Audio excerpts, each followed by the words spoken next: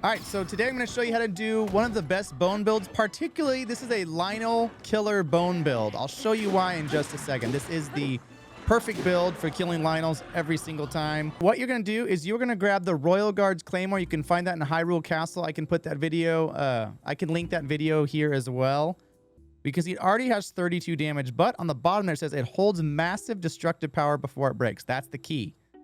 So now we're going to take that, and then we are going to throw on a Molduga Jaw. All right, we got 2 left. Throw that on the ground, and we're going to fuse that to the Royal Guard's Claymore. Okay, so now you can see it's gone up to 64. Pretty good base damage. Now we're going to take it all the way down to where it's going to break, and it's going to double in damage once it's weak. So check this out.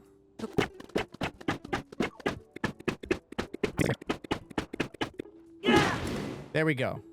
So now the Molduga Hammer is badly damaged. This is the first time. So now you technically have 3 more hits before the weapon breaks. That's how it works. It just doubled. So not only did it double the Royal Guard's Claymore damage of 32, it also doubled the Molduga Jaw damage. But you have to put that Molduga Jaw on first. Okay, so now we have a weapon that does 128 damage as its base. But we only have 3 more shots. So we're going to do one more thing. If you didn't know, on weapons, when it's your very, very last shot before it breaks, the weapon actually doubles again. So let's take that same weapon once and twice. Okay, now it doesn't say, but we are literally 1 hit away from it breaking. So now, although it says 128, it's the final shot. So it's actually doing 256 damage. Now, here's where it gets interesting. If you jump on the back of a Lynel after shooting them in the face with the bow and stunning them, it does not affect weapon damage. So I can keep hitting a Lynel repeatedly with this, doing 256 damage without any extra buffs. You just can't hit the ground with it or it breaks. Got it? Okay, so now let's go to our armor.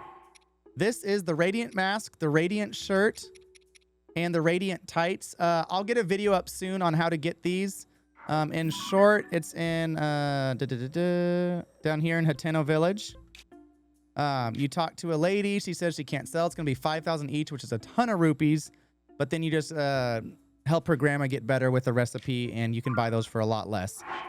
So, but then you do have to get them to level 2. I will have a guide soon up, and I'll link that in the description below on all 4 fairies and how to get those. But you have to get it to level 2. So from level 1, you have to get all 3 pieces up to level 2. Once you get it to level 2, all right, so you see on the right, set bonuses. It says Disguise and Bone Weep. Although it doesn't describe it well, Bone Weep does double damage with any bone weapon, right? Now, there's one more thing you can do. If you go over to your recipes, there's something called Mighty Simmered Fruit. You just get 5 Mighty Bananas. That's it. 5 Mighty Bananas, cook them. That gives you attack up 3, which is another 1.5 times multipliers. Let's count it up. So we started out with 64 damage with the Royal Guard's Claymore and the Molduga Jaw. Just that was straight up with the fuse, right? Then it was about to break. That jumped it up to 128 damage. Now it's on its very last hit, which is another double time. So now that's up to 256 damage. Then you put on the Radiant Armor. You get Bone Weep. Doubles it again up to 512. Then you'd put on the Mighty Bananas with the 3 attack up, which is 1.5 times. So we're running roughly 800 damage per hit with the Mighty Simmered Fruit. And if you're on the Lynel's back, it doesn't break.